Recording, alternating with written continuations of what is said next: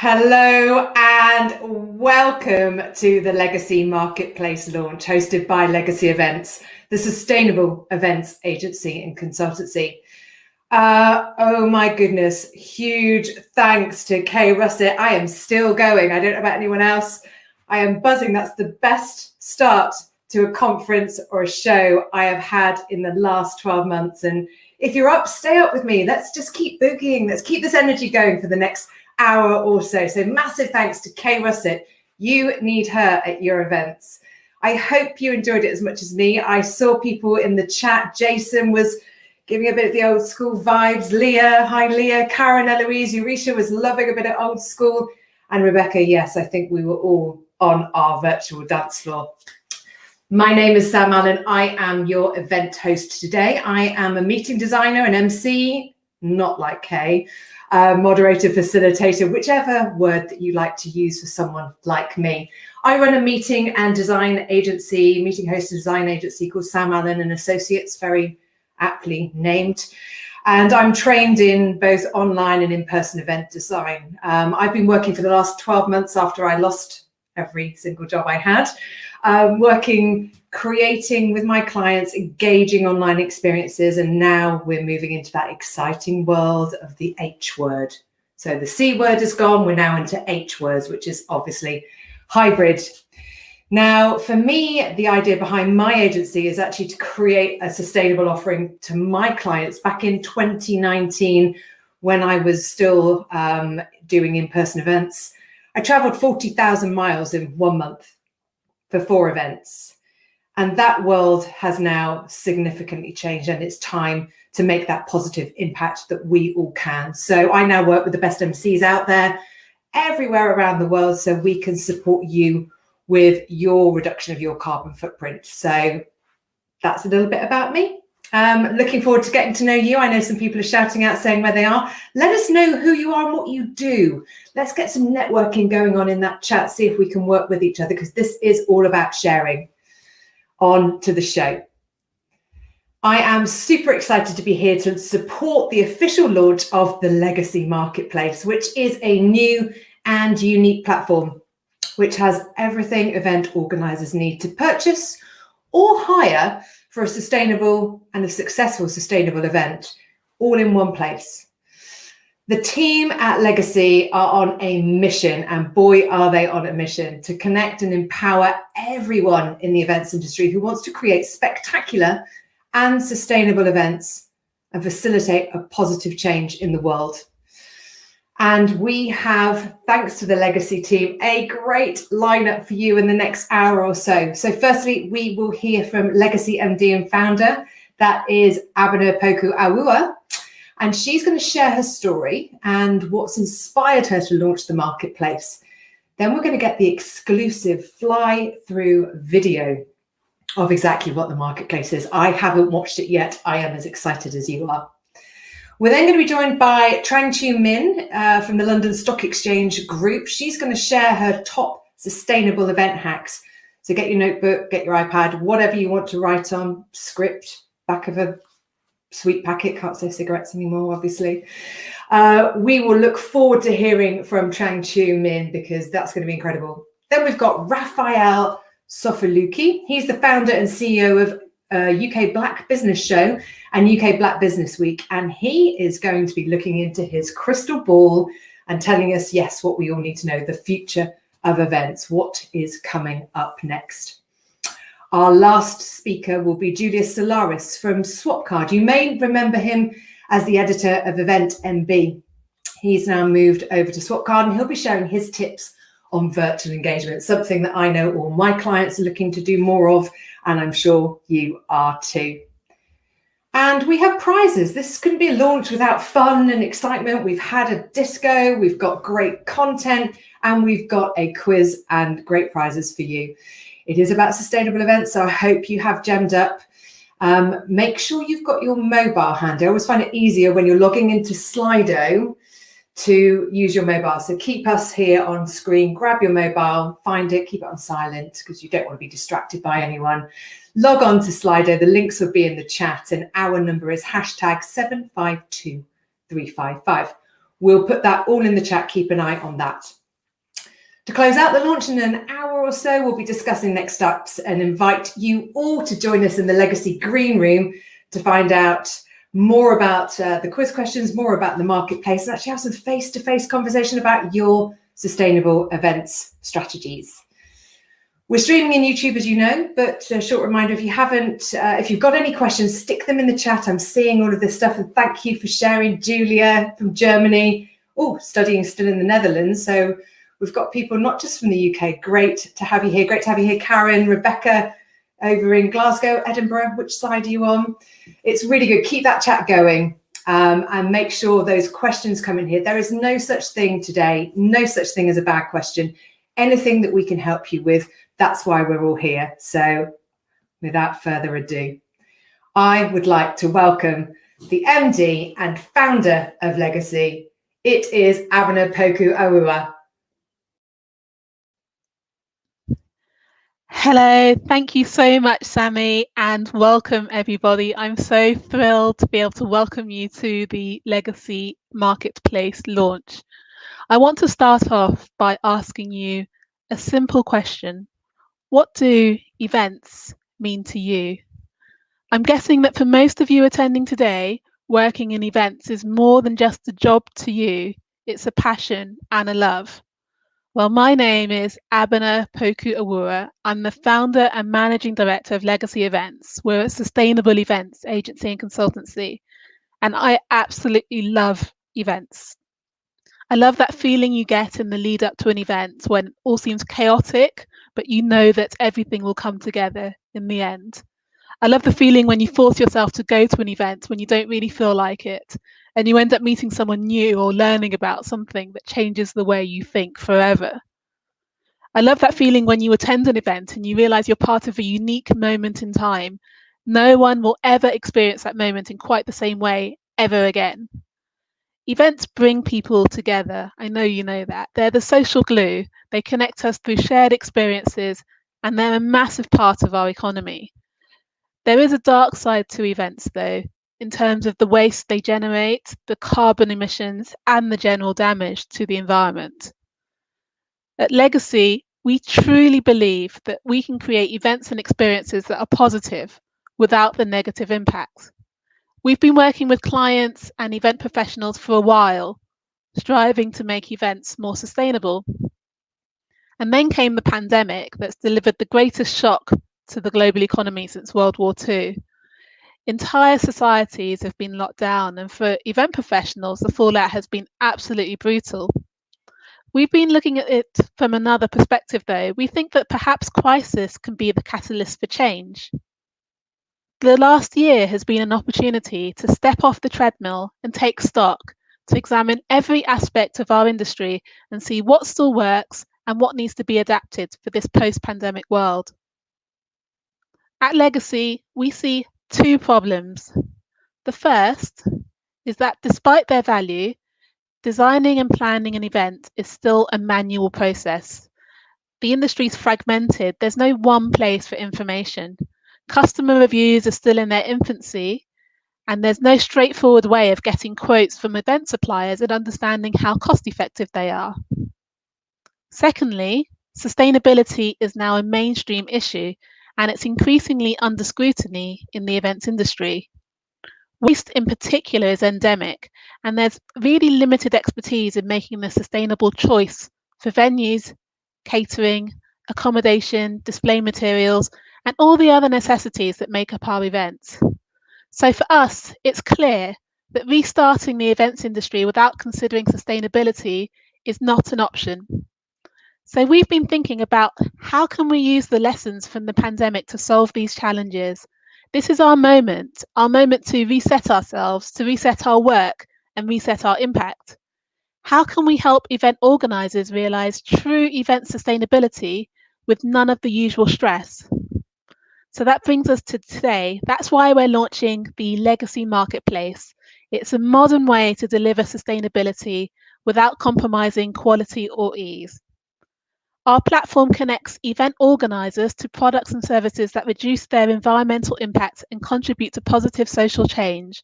We want to offer a clear way through the jumble for those who want to make a difference but don't have the time or expertise to source a sustainable solution themselves. We really want to champion event suppliers, especially the small ones. We want to raise the profile of sustainable businesses by introducing them to event organisers through our marketplace. So ultimately, the marketplace, the legacy marketplace, harnesses the power of the internet by making the process of planning sustainable events time efficient, convenient, and cost effective. We're here for anyone who wants to create sustainable events and facilitate a positive change in the world. We think that your time and our planet's resources are precious, so we don't want you to waste either. I hope that gives you a brief introduction to the Legacy Marketplace. I'd now like to pause and show you our quick preview video to help you understand the concept behind the marketplace and introduce you to the team. Thank you. Welcome to Legacy Marketplace, a revolutionary online platform that connects event organisers with suppliers of sustainable event products and services. Developed for event organisers, by event organisers, and verified by sustainability experts. With time running out to fight the climate emergency, sustainable events have never been more important. The event sector is worth billions of pounds to the UK, but despite their value, events are still incredibly wasteful and have an enormous environmental impact. Bringing people together is important for your brand, your purpose, and for solving some of the world's biggest societal and environmental problems. But finding sustainable solutions for your event can be overwhelming. Not only is it time-consuming to search for sustainable options, it's difficult to be sure what you are buying is truly sustainable. Legacy Marketplace is here to help. Search, book, and buy everything you need for a successful sustainable event in one place. Shop safely in the knowledge that everything you purchase has been assessed by sustainability experts. No more lengthy waits for quotes. Upfront pricing and instant payment. You can also see the reviews from other customers, so you know what you're getting. To further support you, you'll find all of our latest sustainable event tips on our blog. Speed and simplicity in action. Together, we can create positive experiences without negative impacts. Your time and our world are precious. Save both.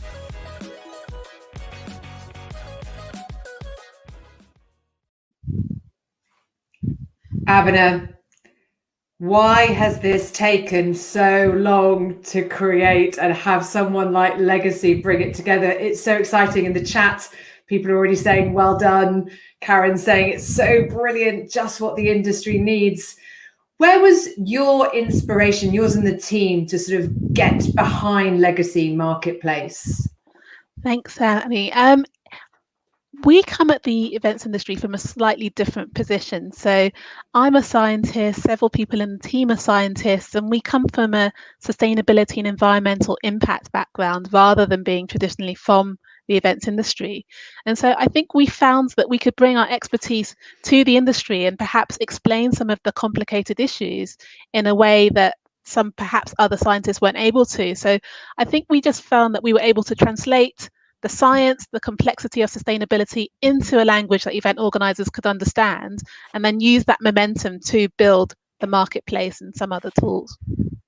So just for someone like me, a layperson, very passionate about sustainability, this feels like it's some sort of Etsy, for want of there's plenty of other marketplaces out there, but let me pick one, Etsy for sustainable events, products and services. Is that right? That's a really great way of describing it. It's a marketplace where our suppliers compete with each other, so you know that they are cost effective. We want to put the control in the hands of event organisers, so you can compare prices, you can create accounts, you can add everything to a cart, you can check out easily. It's designed to work in the way that other e-commerce marketplaces work, just like Etsy. And you're taking that pain away for us as event organisers, as I understand, in terms of we're going to have there'll be a peer-to-peer review, so we can actually see that these suppliers do what they say on the recyclable tin, for want of a better phrase. But also you're going through a vetting process, because we've heard horror stories where people have thought that they're buying a sustainable product for an event, and sadly the packaging is ridiculous and turns out that it's not.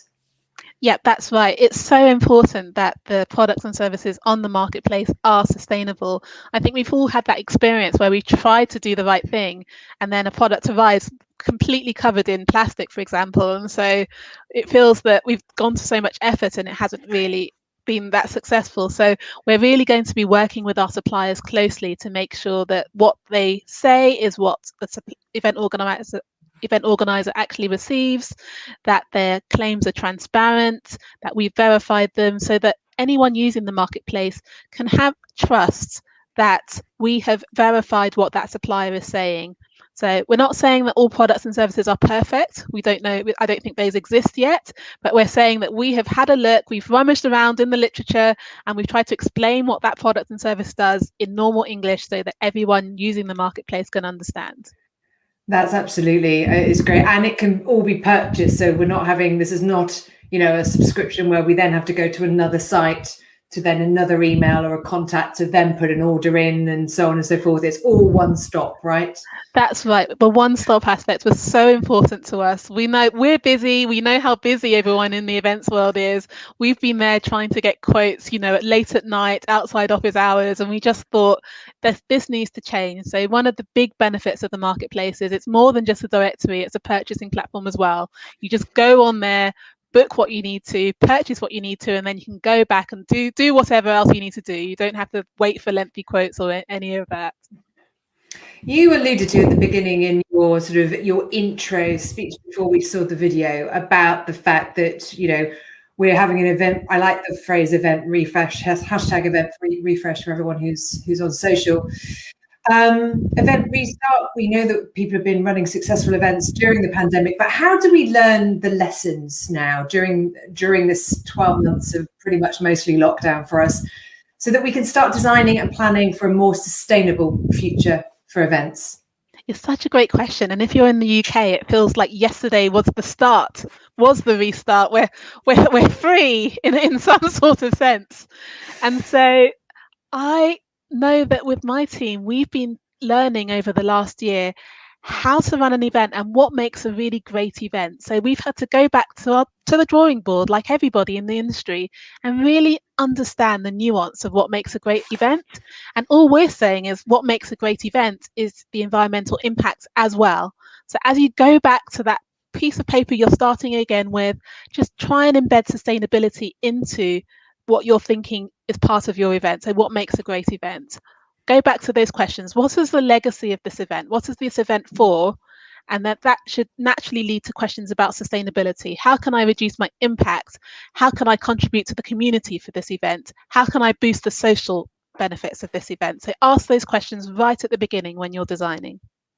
And designing and spending that time looking at that and really drilling into that why behind the event in the first place is what the large corporates, the smaller corporates, the SMEs are now all looking at in terms of the future, really questioning what is that value of events, and that's how the legacy team can also support clients, I understand. Absolutely. It's a real opportunity, because I can't think of another time in the events industry when we've had the time to stop and think about why are we running this event? What is the purpose of this event? What is the legacy of this event? How can we make it better from a sustainability point of view, and also just from a marketing and all the other issues that influence an event? So this is a really golden opportunity to stop, think about that, and then incorporate sustainability. And time to move on, Abhinav, from the manual processes. We can book holidays, we can book weddings, bar mitzvahs, name small events. We can do all of this stuff, but yet we're still struggling to build out an event sort of with this manual process. You're seeing this is the start with Marketplace to see a bit of a paradigm shift in the industry? Absolutely. It all goes back to that great reset, the great restart. We were all stuck in our old ways, following our old processes. We didn't have time to stop and think, is there a better way to do this? But now we've all spent the last 12 months ordering online. We know how e-commerce works. We know how much benefit it can bring to our lives. It's time to bring the events industry into the 21st century with automation, with reviews, with all of the other online factors that we expect from other industries. Yeah, it's time for change, and I think this is the biggest change that we're going to see. Abena, it's great to have you launching this today. Thank you. You're getting some wonderful feedback. Gary, thanks ever so much. He says, well done, Abena and all at Legacy. This is fab, and I think there's a real positive, desire, need, recognition that this is the innovation the industry needs. Thank you, Abena, and we'll see you a little bit later. I'll be back soon. Thank you, Sammy, and thanks again, everyone, for joining us. Thanks. Okay, what a great start. Really excited about this marketplace. Now, on to our first speaker. She is here to share her top wins for making events sustainable. So I'd like to welcome onto your screens the head of summits and sustainable events at the London Stock Exchange Group. It's Trang Chu Min. Over to you, Trang. Hi, and thanks so much for the introduction. And I mean, it was amazing to kind of listen to the introduction to the marketplace, because it's one of the key challenges I think we as sustainable events professionals have, especially when it comes to, avoiding greenwashing and finding the right suppliers. So I'm really excited about the launch, and huge congratulations to the team as well. I just wanted to also thank you for getting me involved in this really exciting launch event. As I was introduced, my name is Trang, and I'm actually in a hybrid role across content, sustainability, and events at a financial services firm that has been recently acquired by the London Stock Exchange Group. Event sustainability has been actually kind of like a passion project that started out a couple of years ago, where I thought that, okay, events are great, but what's the carbon footprint on our environment, on our society, and what can we do to make a difference? And it has then become an official part of my role at the end of 2019. And I've developed a global sustainable events policy for the company. And of course, then COVID hit, which is really the elephant in the room right now. But I think a lot of the work we've done and the measures we've introduced in our events still stand. And it's something that I was hoping to share today, especially in terms of lessons learned, perhaps achievements, challenges that we've faced, to see whether it's also useful for anyone on this event that are in the same boat. So I mentioned COVID-19. It's been really the single biggest challenge, because I've for years been advocating for a shift from physical to more virtual events to reduce our carbon emissions, and never in my wildest dreams would I have imagined that this would actually come true because of a global pandemic.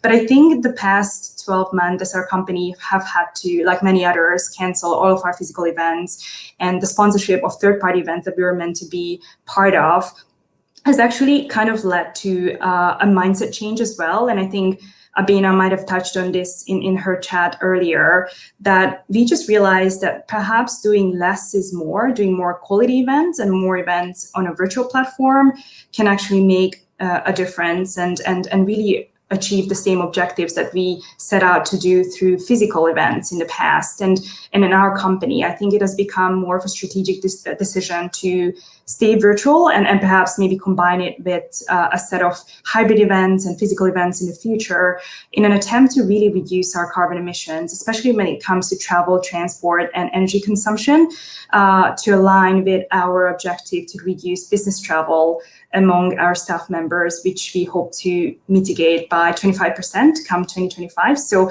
doing more virtual events is actually a great way to reduce the amount needed to be traveled by our staff members. I think another area that is really important to look at is ensuring that these events are inclusive. And I think a lot of times the focus in terms of sustainability is on environmental issues, but I think the social aspects of it is equally important. And something that we are hoping to achieve with all of our virtual events and webinars is to ensure that all of them have captions and subtitles. We provide sign language where possible, and so forth. And also look at digital wastage. So work with technology platforms that power their data centers by renewable energy, or which really focus on providing energy efficient equipment. This is still a work in progress for us and a journey that we are on. But as we move towards virtual, we are aware that this is not, this is not the end goal, and there are still other sustainability issues to consider. And I think the other big challenge perhaps is, as we return back to physical events, as countries open up, is considering the amount of wastage that will be generated because of safety and precautionary measures, and how we can work together with venues to ensure that this waste wastage can be disposed of in a responsible manner. It's something that I think we are grappling with in our organization as well, how to kind of go about it. But it's an area that I think will require a lot of attention in the future. But I think on the flip side, there are certain opportunities, I think, that going back to physical events amidst or post the pandemic can offer. One being perhaps completely paperless, especially as I think venues encourage us to implement a no-touch policy to prevent the spread of the virus, and with governments really emphasizing the need to support local businesses.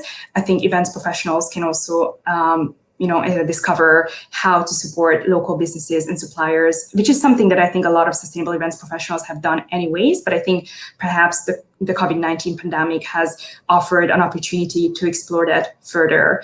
And I guess my next slide is really talking about some of the work I've done pre-COVID around sustainable events and some of the examples of our sustainable events work as part of our organization. Our sustainable events policy initially focused on our large-scale proprietary conferences, the summits, and what we were trying to do is to ensure that all of these events were plastic, paper, and giveaway free. And in terms of giveaways, what we decided to do that instead of giving away gifts, we would have calculated the equivalent amount and donated to charity. And we wanted to involve our audience in this process. So we've actually selected 3 different charities for each of the conferences that we ran, which contributed to a specific UN Sustainable Development Goal that would align with our organizational mission, and ran a poll throughout the conference among delegates to get their preferred choice of charities, and would calculate the amount donated to that specific charity as a result. And I think that really allowed us to raise awareness on why we are not doing gifts anymore, and really kind of preempt some of the potential criticisms that we would have received. I think the number one objection I've heard throughout my work going giveaway free is that, say, in countries in Asia, for instance, people at conferences would expect a freebie, and this would be an issue if we don't do any swags. But actually, I think explaining the reasoning behind it, that it's not just because we are stingy or that we are just kind of making a decision without any reason, but kind of explaining that this is because we are trying to reduce our carbon emissions, our wastage, and the fact that a lot of these giveaways just end up collecting dust in people's desks, I think resonated really well with our audience, and the feedback has been immensely positive as a result. Another area that is really close to heart for me is working with our venues, especially for large-scale conferences where we typically work with hotels around the world, and introducing a sustainability questionnaire as part of the sourcing process. So sustainability is now a key criteria in how we select our venues, and it allows us to really gauge the sustainability credentials of the venues we work with before we even go into a contract negotiation phase. And I think as a result, we were able to kind of create this landscape analysis of what's out there in the hospitality and hotel sector, something that I struggled with when I first embarked on this sustainability journey when it comes to events, because I just found that there was not enough data on what's out there. And again, I think having that marketplace for suppliers is one way to really address that. And in the same token, we were trying to do the same with our venues and hope to kind of continue this process as we go back to physical events. And besides local suppliers that I touched on before, we also tried to work with social enterprises that don't necessarily just offer sustainable services or products, but also reinvest part of their profits into a social or environmental cause that's aligned again with our organizational mission. As an example, at a lot of our conferences, we would engage a social enterprise locally that would reinvest its profits from these events into training at-risk youth and women as baristas, and they would run a mobile brew bar for us for a lot of these events. So it's a really compelling story to tell as well to our audience, and a great way to, again, kind of give back and contribute to improving the communities where we operate.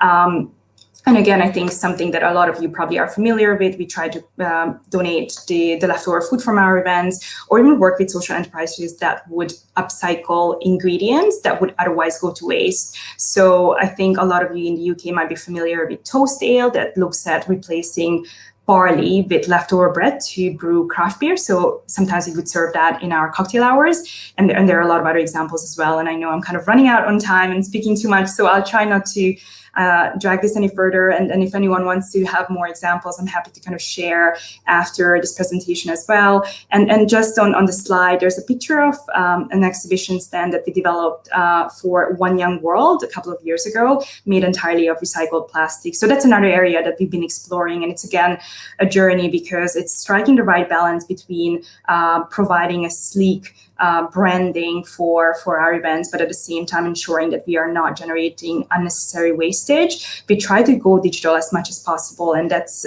fortunately also aligned with the kind of branding we have as a company. But when it's not possible and we have physical stands, then we look at upcycled materials.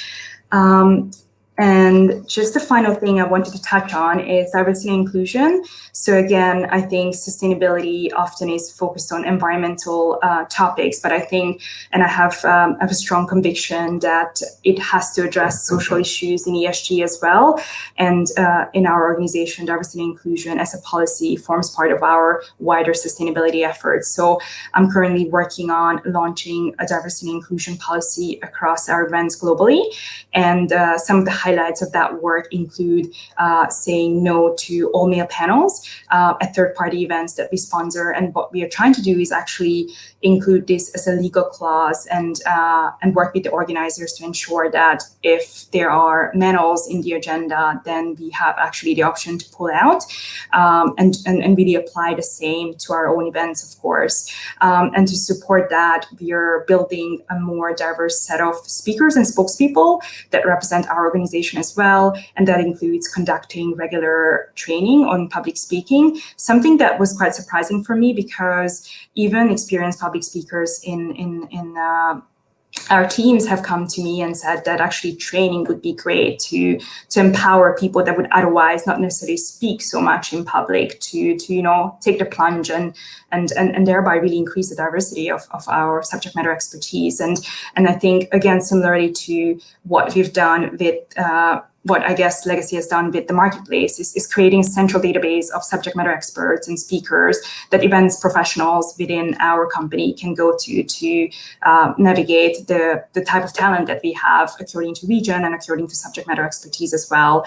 And just the final one is really talking about inclusive events. And I think I touched on that before, but I think the same applies to physical events where we would look at providing nursing rooms for mothers, prayer rooms, ensuring wheelchair access for everyone, and really just ensuring that we cater to the needs of people with disabilities. And I see that I'm running out of time. So this is just the final slide on some of the lessons learned during this journey. So I'm not going to touch on this anymore, but I'm happy to kind of address it as part of the Q&A as well. And yeah, thanks for the opportunity to present this. Thank you, Trang. It's very hard. We are very mean, or the team are, not me, at giving you a few minutes to talk about such a big set of event hacks that you have been running. Thank you for saying you'll stay on and answer questions. Hopefully you'll join us in the green room after the main show if you've got some time to get involved in the conversation there. But we do have a question from Leah, which sort of encompasses probably what everyone is thinking of at home, which is, what have you found, Trang, that has had the biggest impact on making your events more sustainable? If you could pick one thing, what's that been?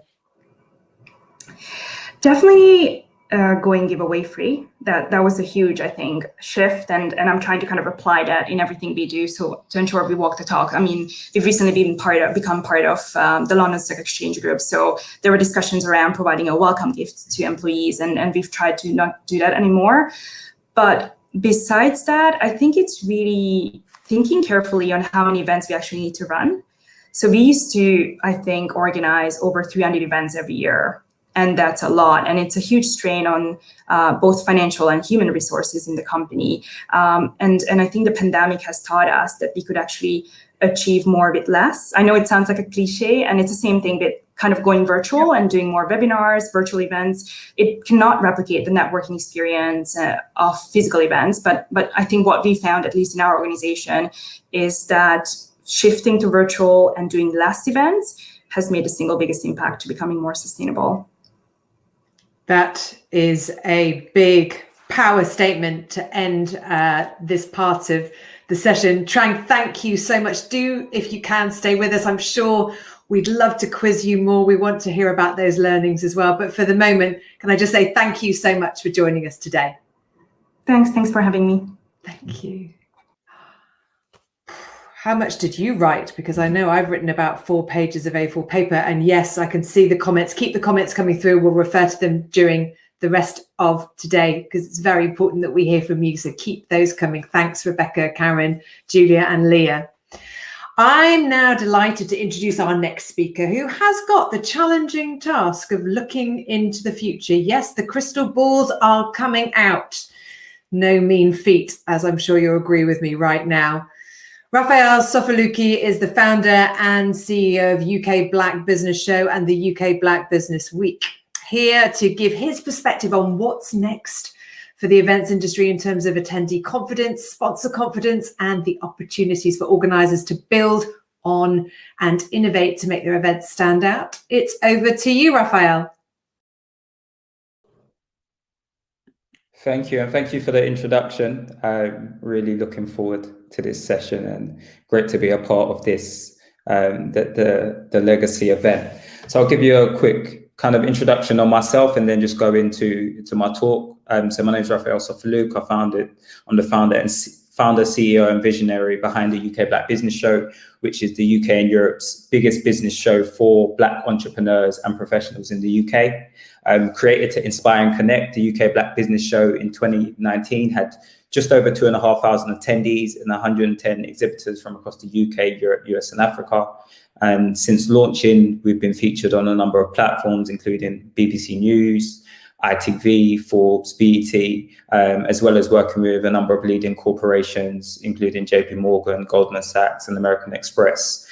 So this year, as mentioned, we'll be launching the first ever UK Black Business Week, which is a week of events dedicated to Black professionals, entrepreneurs, and allies of the Black community.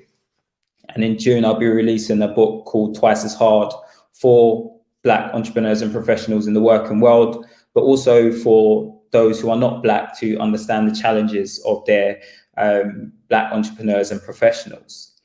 So today's title, as mentioned, is, having a look into our crystal balls. So essentially, I'll be, giving my opinion on what the future of events looks like.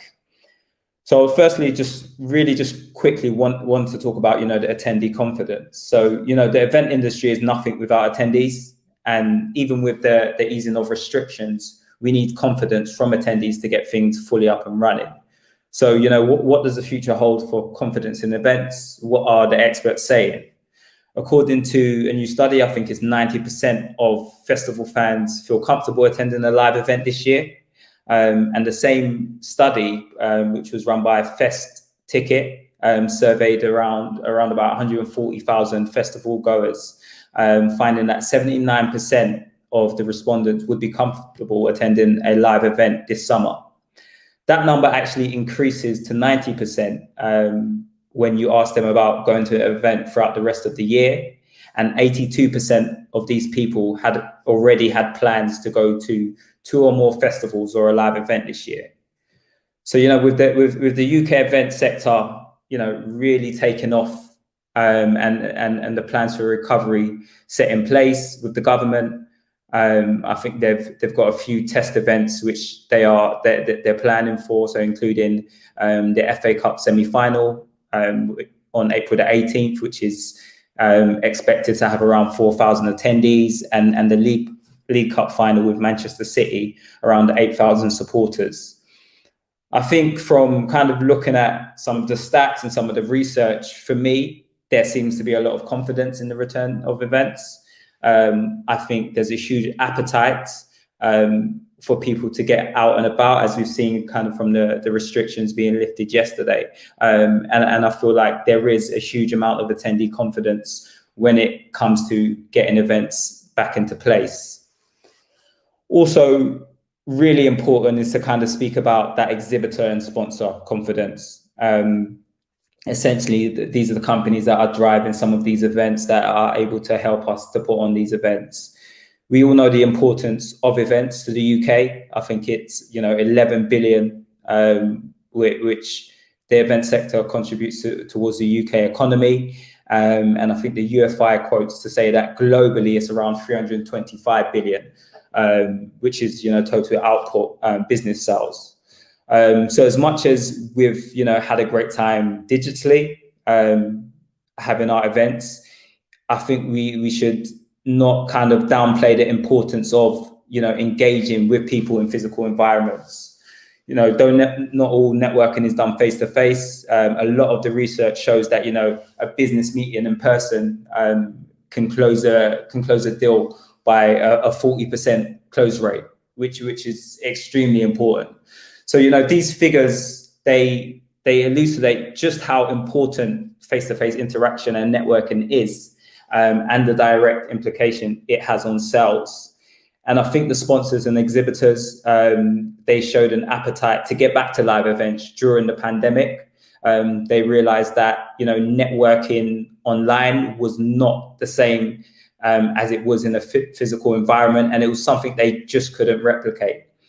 So what am I predicting kind of moving forward? I think June the 21st, when the government say there will be no legal limit on live events and larger events, I do predict us to see a number of large scale events taking place this year, and especially as confidence kind of grows with the vaccine and a lot of people being covered and some of the things they're talking about in terms of vaccine passports. I do think that we will be getting back to live events this year.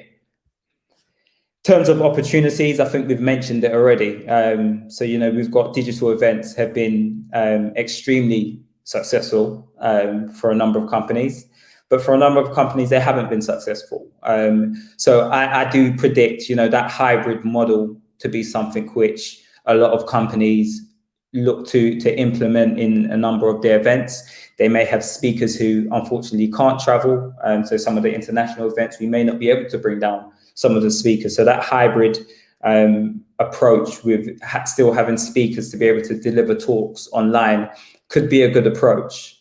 So, while we've all kind of experienced a number of bad digital events, if we're honest, we've probably experienced as well some bad live events and that we've attended as well.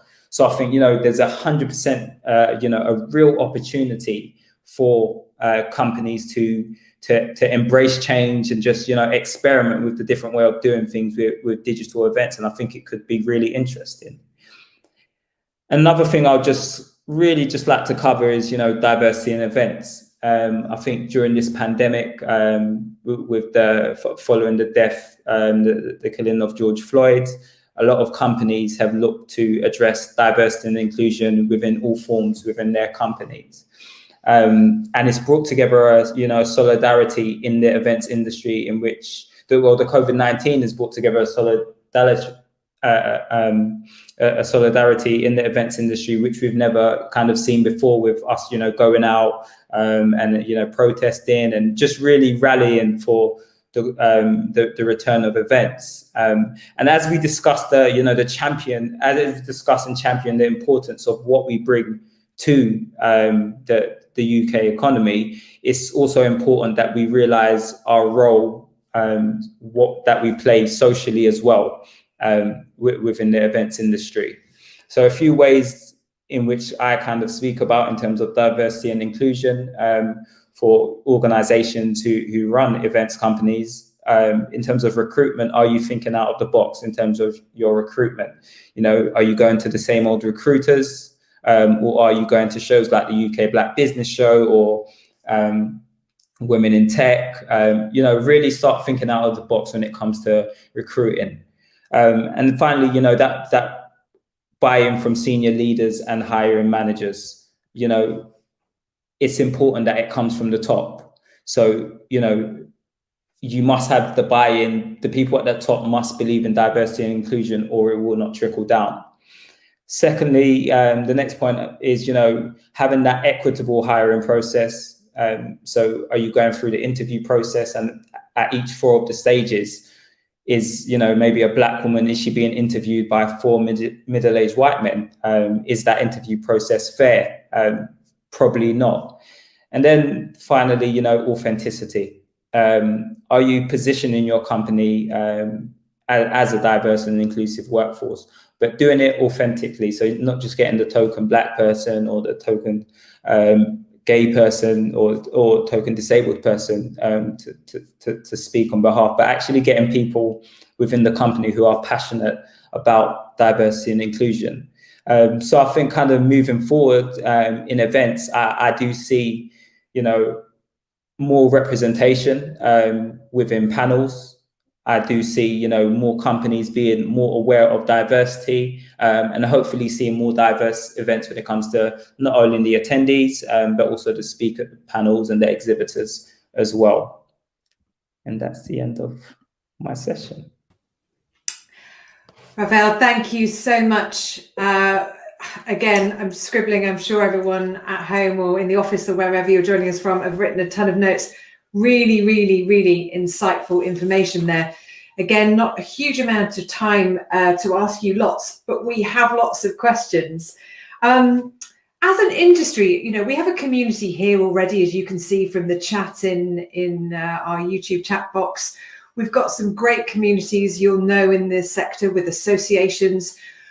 What could we do as an entire industry better in terms of bringing more inclusivity? I see these 20 under 20 and 30 under 30, which when you're a little bit older than 30 is a challenge, but they tend to all be the same looking person. What's the one thing that we could do as a collective to make this change move a little bit quicker than the slow steps it seems to be taking? Yeah, sure. So I literally just before this call, I got off. I'm part of the AEO Diversity and Inclusion Working Group, who are looking to champion diversity within the whole events industry. So I think you know, keeping an eye on resources, joining working groups like that if it's available, and just following thought leaders. I think being really intentional about who is speaking on your panels. Actually going to some of your sponsors and saying, okay, you've put this person forward, but you're constantly putting forward, white middle-aged men. Do you have any, people? Do you have any other women? Do you have any Black? Do you have any Asian people that you could put forward? So I think it's really about being intentional when it comes to change, and just really kind of being bold, and also partnering with groups as well in terms of getting that footfall of diverse attendees coming to your show. I like that closing point that, yeah, we need to be bold. We need to be asking the question. We don't accept the same person. We actually open up that conversation and communicate and be bold. That's a perfect ending. Thank you so much for joining us, Rafael. It's been great to have you with us, and we will look out for you at the UK Black Business Show. Thank you. Thank you. Thanks for having me. Thanks. Bye. Wow, 2 great speakers, 1 more to come, lots more. But before we do that, we couldn't have a launch without prizes and fun. So it is quiz time, competition time. As I am now going to put my hat on as the Legacy Marketplace Quizmaster, I'm going to be showing you and asking you some questions on screen, which you can answer by downloading, which I'm sure you already have, and answering via the Slido app. The link should be in the chat. I think there might be a slide coming up so you can actually scan in to your phones the Slido link. The winner of the quiz will take home an incredible sustainable hamper, or we'll send it to your home because we're not together. These products are kindly gifted by our suppliers, soon to be featured on the marketplace. So you're going to get first taste of their products. Now, I don't want to spoil the surprise, but I am quite jealous because they told me I couldn't join in. But some of the gifts are including a luxury candle, wireless charger made from recycled plastic packaging waste. Yeah, amazing. This has actually been deemed non-recyclable by councils in the UK, so an incredible product. We've got some vegan skincare products and a beautiful handmade mugs made by a charity that pairs people with disabilities with professional potters.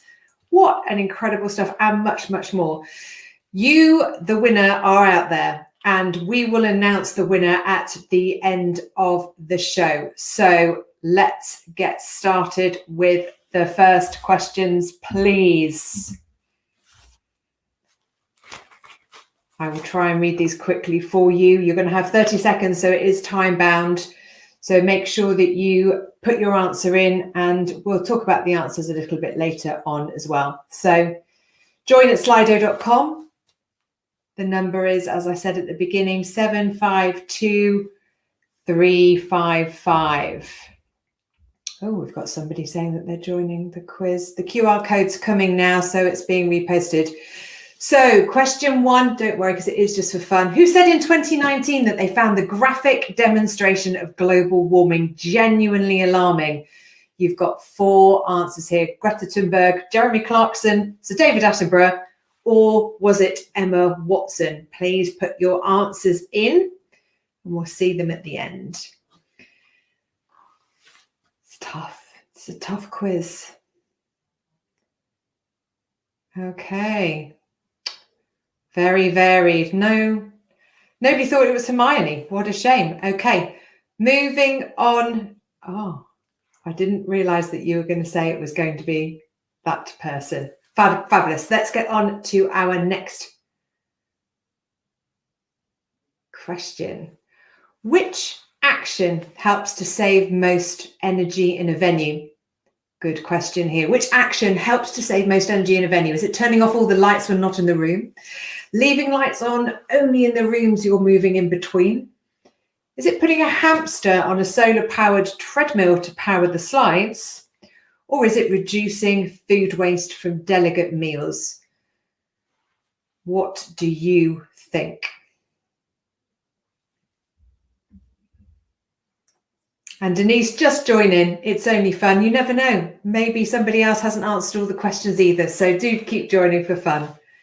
There we go. And let's see what the right answer might be very briefly. No one was thinking it was a hamster on a solar powered treadmill. I have that picture in my head though now. Thank you, Abena, for having that there. Okay, question number 3. Remember the prizes. Which of these food options has the highest carbon footprint for your delegates at an event in London? Is it non-organic beef from Scotland? Is it lettuce grown in Spain? Avocados from Mexico? Or mealworms from Surrey? Again, quite a tricky one. Denise, I bet you know this answer. Let's see what you all say.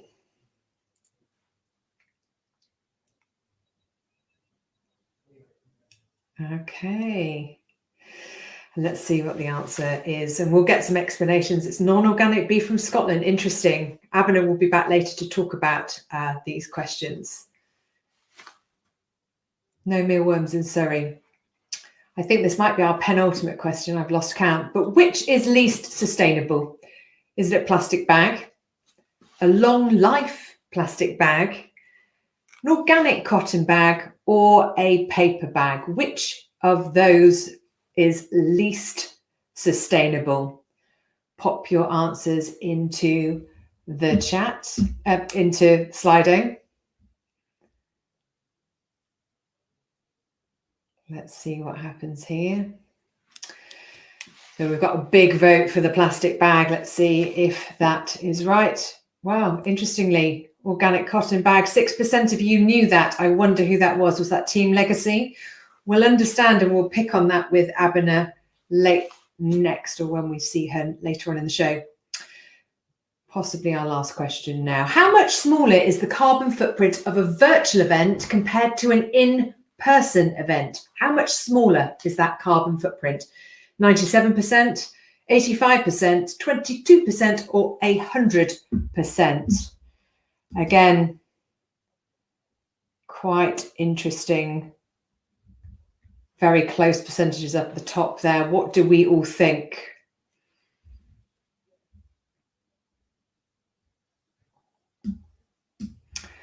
Oh, we are going for it. And again, we're close, but 97%. That's really interesting, especially as Trang mentioned that we do need to be looking at measuring the digital carbon footprint of our events. But well done to you all if you've got these right so far. How do you think you've got on? We've got one more question. Which of these features does not make an event website more sustainable?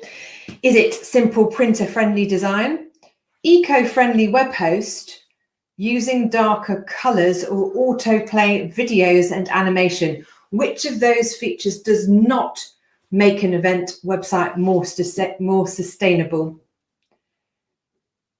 Oh, we've got a real broad church for this one. And the answer is 23% of you got that right, autoplay videos and animation. And again, Abena will talk us through some of these.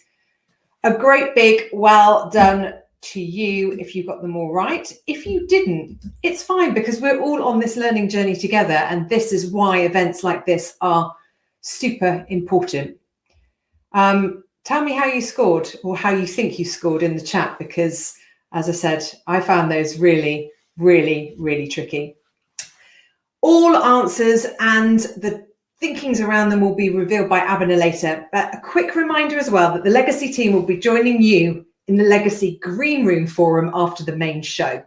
There we'll be discussing the answers to the quiz in more detail, but also answer any of the questions that we've got in chat, and any other questions or queries or worries that you may have about your sustainable events strategy or any events that you're planning.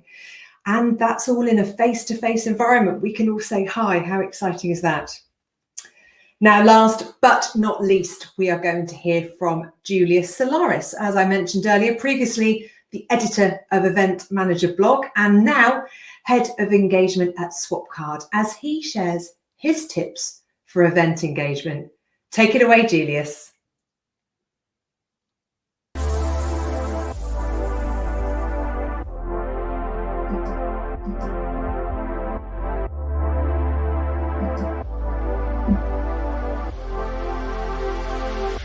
Hey everybody, I'm Julius Solaris and I'm the head of engagement for Swapcard. Swapcard is the leading all-in-one virtual event and in-person event platform for all your connection, community, business networking, and virtual events need. I'm very excited to be here as part of the launch of the Legacy Marketplace. It's amazing how we forgot all about sustainability while COVID hit, kind of similar to what happened in 2009 when the mortgage crisis hit and sustainability was all the rage. And then everybody all of a sudden forgot about it. It took almost 10 years to put it back on top of mind of a lot of event planners and professionals. Hopefully it won't take that long. I'm sure it won't take that long, because we've all witnessed the impact that virtual events have had.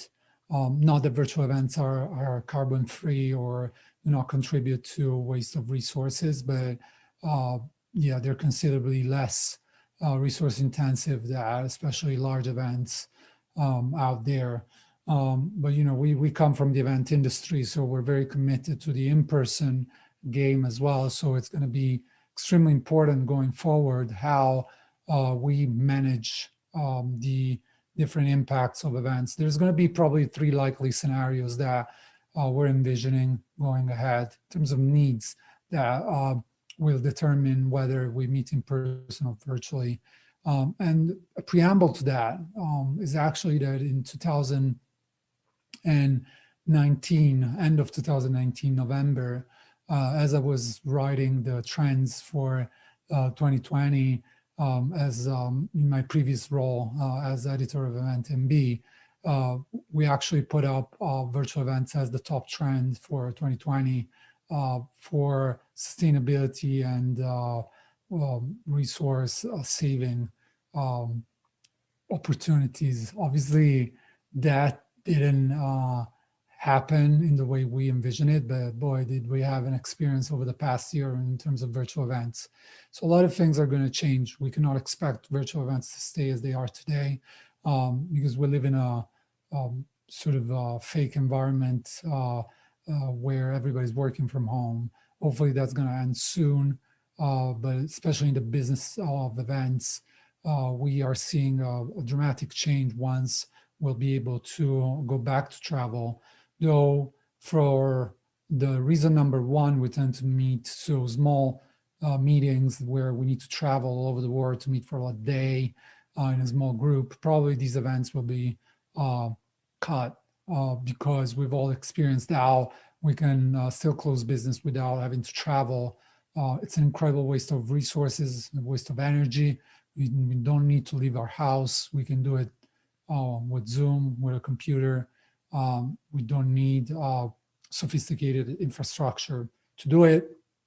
We've learned how to do it, this collective experience over the past year. The second need is for those events that have a strong in-person component, larger events, where a lot of people will decide not to go, not to attend in person, but to attend virtually exclusively because they're limited in their capacity. There's still uncertainty about the virus that could go on for the next few months in many regions, or because they just don't feel like it and they just want to stay home, but still enjoy the ability to participate in content or networking. That's where the hybrid component is going to be strong, and where the digital part of an event experience is going to be increasingly important. The third need is the need of large events. And large events, digital component will be interesting as means to communicate and network, but not necessarily as means of attending. You can compare that to the experience of watching Super Bowl on TV. You watch it on TV, it's fine, but attending in person is a completely different game and a completely different industry, must I say. So the digital part of those events is not going to be as important. There still need to be and happen. We're thinking about large trade shows where everybody's there and hence, that once a year you need to be there. The increased pressure on these large shows will be to continue the offsetting efforts that they put in place before the pandemic, and actually be on top of the game, because the sustainability crisis is not going anywhere. It's actually getting only worse. Therefore, increased pressure on these shows to make sure they comply with all the rules and all the diktats of sustainability, with obviously virtual being a part of it, but not necessarily replacing or being a side experience to them. So therefore, we're entering a new world where digital and virtual is going to be very important. What does that mean for you planning events? It means that you have to start evaluating digital as an integral component of your event experience program. Cannot do without. Whenever we mention hybrid experiences, really what we are talking about is in-person experiences with a component of digital as means of inclusion, because taking unnecessary flights all over the world is not something that everybody is going to be happy to do unless there's a very, very good excuse to do that. And also, I guess, reworking your business model is going to be incredibly important to be able to offer these digital experiences on the side of your in-person experiences, or in place of your in-person experiences in some instances. Therefore, think of in-person experiences as extremely premium experiences for selected audiences, or very large experiences whenever there's a community gathering, right? More than just another event. And I guess that also sort of when you think about the premium part of those experiences, the leverage is on ticketing, obviously. When you think about the digital component of that, the emphasis should be on the sponsorship models that you have for your events. If you've learned anything over the past year, is really how to manage that visibility of sponsors, and therefore shifting the focus on online marketing and also on 365-day engagement, right? That's the new buzzword. That's what everybody's thinking about these days, because all these silos of events that happen through the year, whether they're virtual, in person, or hybrid, really cannot be separate, cannot be separate instances where you have to reinvent the wheel every time. So thinking about your community strategy for 2021 and 2022 means really offering sustainable options for digital gatherings and in-person experiences where everybody gets together then on the digital platform that you select. So making sure that you have that in mind, on the back of your mind, and you work with your clients to, whether they're internal or external, to make sure that there's really an ongoing strategy to support an event-driven community, as we like to call it. Also, I think it's important to review how you budget for events going forward, with increased emphasis on virtual, not necessarily as means to cut budget, but to create virtual experiences, because it's great that you can cut on the flights, the hotels, food and beverage, and everything that happens around an event. But everything that happens around an event really creates that experience, right? So thinking that you're just going to cut on cost and really slash budgets and then create a Zoom meeting, that's it, it's just not going to work, isn't it? To elevate the experience and really create meaningful brand interactions or internal stakeholders interactions. Therefore, there's a shift of mindset here that needs to move from cost-cutting mentality to an online marketing mentality, where you generate revenue through online marketing, through digital, through virtual. You're saving incredible waste of resources. You're giving more inclusive opportunities for people around the world to connect without necessarily engage in expensive travel. And you're also giving a chance to those that don't want to travel to actually be there and attend. But at the same time, you got to justify that. You got to justify that need. You got to create FOMO. You got to create an experience. And you cannot do that by cutting. So the way you're going to do it is going to be increasingly important. The networking effect comes from the before and after of an event, not necessarily during the event only. So shifting that mentality to extend the life cycle of your event is probably how you're going to be more effective in creating that. So obviously, as WAPCard, we're very proud of entering the new phase of events, whether it's in-person, hybrid, or pure 100% virtual. And we like the message that virtual events are bringing along with them: a message of inclusion, a message of sustainability, a message of prosperity and revenue as well, because let's not forget, these are business tools that can help you thrive in a very, very uncertain economic environment. This has been me. I wish the best to the Legacy Marketplace, and thank you so much for having me.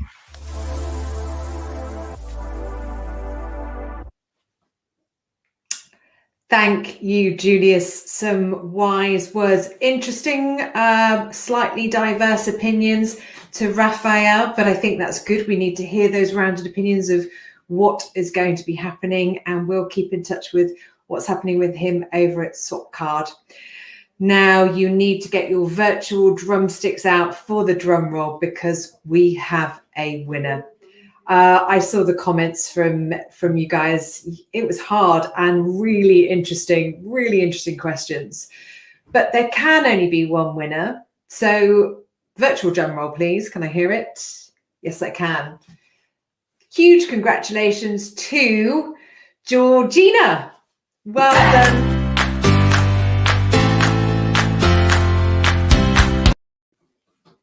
Yay!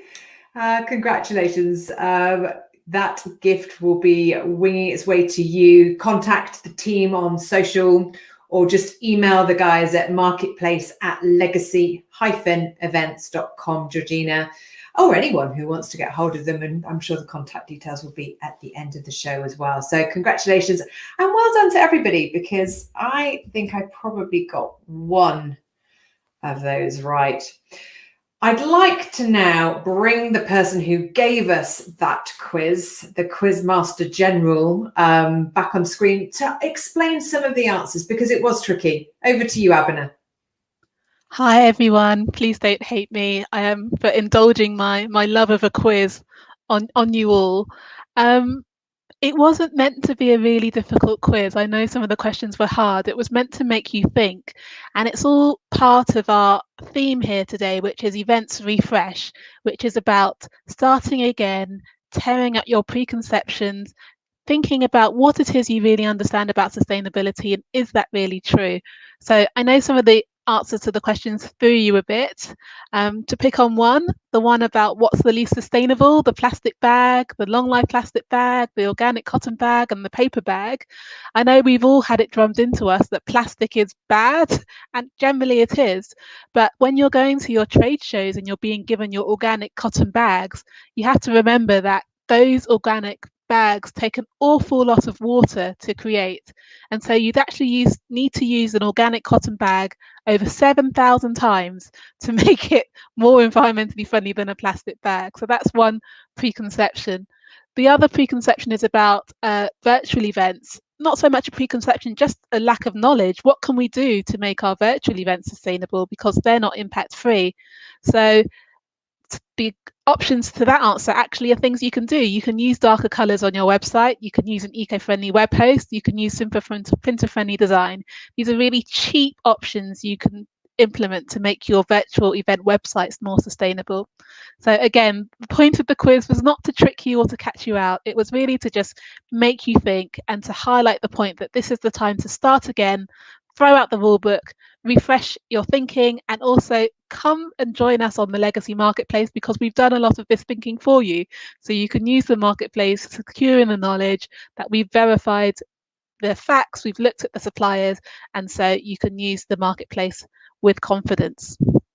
So I know lots of you will want to discuss some of the answers to the quiz and also what you've seen today. So please come and join me on the Legacy Green Room now. I'm going to be there for as long as you want to chat about today's quiz, today's talks, and anything else about sustainable events. So there'll be a link in the chat to the Green Room. Come and join me in a minute to discuss the quiz and just talk sustainable events. And thanks again for joining us today. Thank you, Abena, and the team for putting this together. We're very excited. Yes, as Abena just told us, we are coming towards the sort of official close of the show now, but we do want to continue the conversation over in the Green Room, and I can see that the link is there.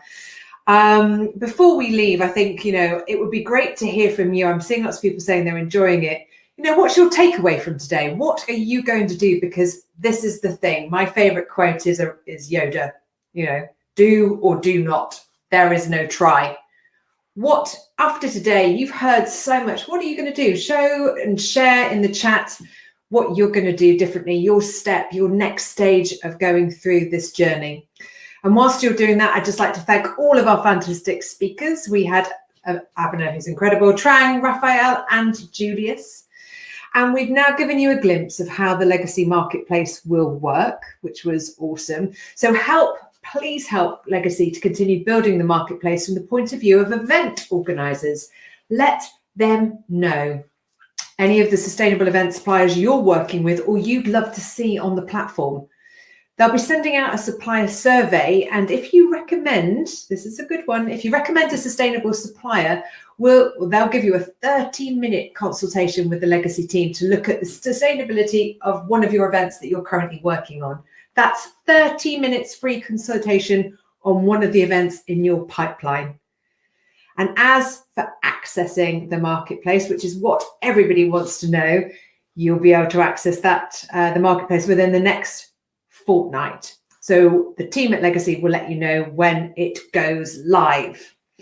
So the link in the Green Room is in the chat. Thank you for participating in today's launch and for making those incredible, important steps towards a more sustainable events industry. Together, we can create positive experiences without negative impacts. It's been a joy. Take care, keep washing those hands, and see you soon. Bye-bye.